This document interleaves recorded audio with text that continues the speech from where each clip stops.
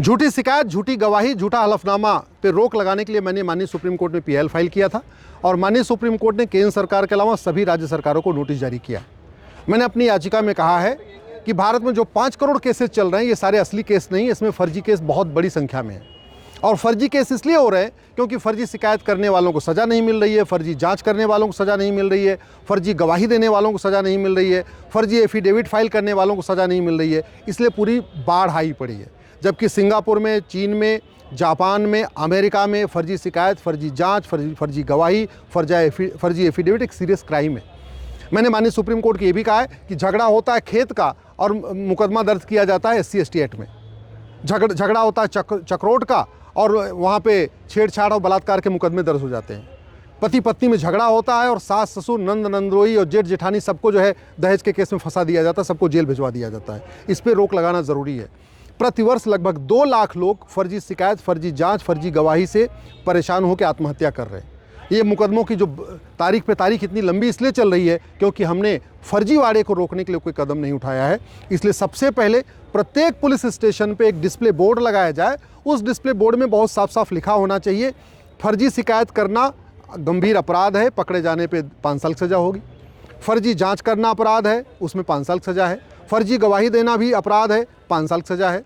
फर्जी affidavit file करना भी सज़ा है, उसमें भी 5 साल की सज़ा है। ऐसा डिस्प्ले बोर्ड प्रत्येक थाने में लगाया जाए, तहसील में लगाया जाए, कचहरी में लगाया जाए, हाई कोर्ट के कैंपस में लगाया जाए। ऐसा जो फर्जी के खिलाफ जो अपराध है, जो फर्जीवाड़े के खिलाफ धाराएं हैं, इसके बारे में प्रत्येक कॉलेज में, प्रत्येक यूनिवर्सिटी कैंपस में भी इसका डिस्प्ले बोर्ड लगाया जिससे सबको पता रहे, लोग फर्जी केस करने से डरे। दूसरा मैंने इसमें सजेशन ये दिया है कि जहाँ पे भी कोई शिकायत करने आता है उससे अंडरटेकिंग लिया जाए। जैसे कोई थाने पे अगर शिकायत करने आए तो एप्लीकेशन लिखता है, थाने सेवा में थानाध्यक्ष महोदय सो एंड सो अपनी शिकायत लिख देता है।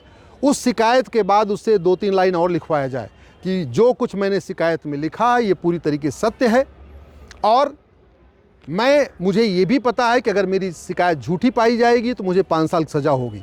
जैसे ही वो अंडरटेकिंग लिया जाएगा, फर्जी शिकायत करने वाले थाने से खुद ही भाग जाएंगे, वहाँ शिकायत नहीं दर्ज करेंगे। जैसे कोई गवाही देने आता है, अगर उसी तुरंत एफिडेविट ले लिया जाए कि मुझे पता है कि फर्जी गवाही देने पे 5 साल सज़ा होती है, लोग फर्जी गवाही देना बंद कर देंगे। जैसे कोई एविडेंस देता है, प्रूफ देता है, उसी से अंडरटेकिंग ले लिया जाए कि मुझे पता है कि फर्जी एविडेंस देना, फर्जी सबूत देना अपराध है, 5 साल सज़ा हो सकती है, वो वापस छोड़ के चला जाएगा।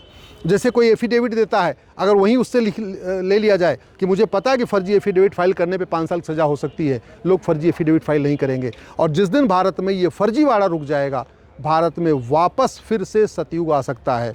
इसलिए एक हमने बिल बना के दिया है अपनी पिटीशन में, उसका नाम ही हमने रखा है सतयुग एक्ट।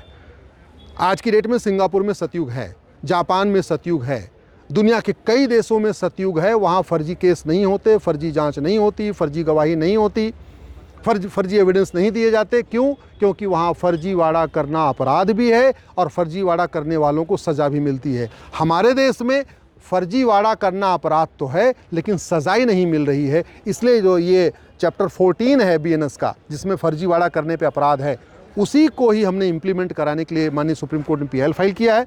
माननीय सुप्रीम कोर्ट ने केंद्र सरकार के अलावा सभी राज्य सरकारों को नोटिस जारी किया है।